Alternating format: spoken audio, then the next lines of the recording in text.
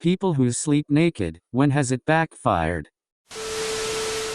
I had a closet-sized single dorm room and people would always pull the fire alarm in the middle of the night and we'd all have to go outside. One time I was so drowsy I just walked out instinctively and halfway down the hall I raced back.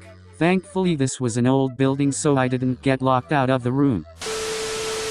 There was one morning in high school when my dad decided to wake me up for school by ripping the covers off me in bed. That was the last time that happened.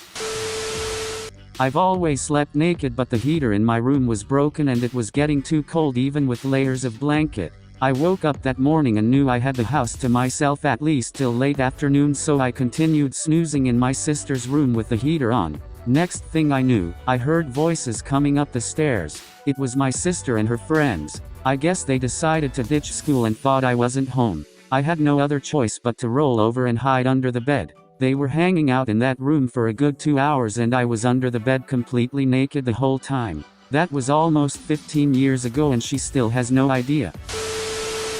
When I was about 13 or 14, I used to sleep naked, until I started to sleepwalk a lot. Never slept naked ever again.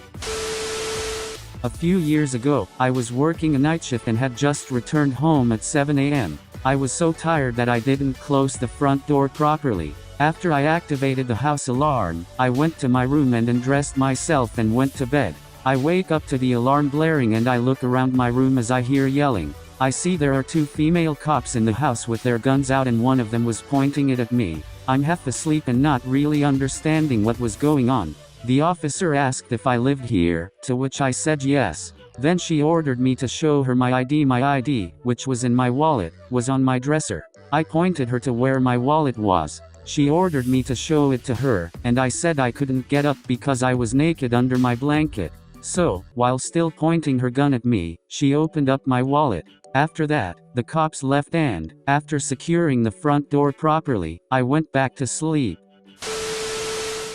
I locked myself out of my flat while sleepwalking once. My girlfriend was on holiday so I had to wait until morning. I borrowed a towel off a neighbor and then walk about a mile up the road to the estate agent to get a spare key.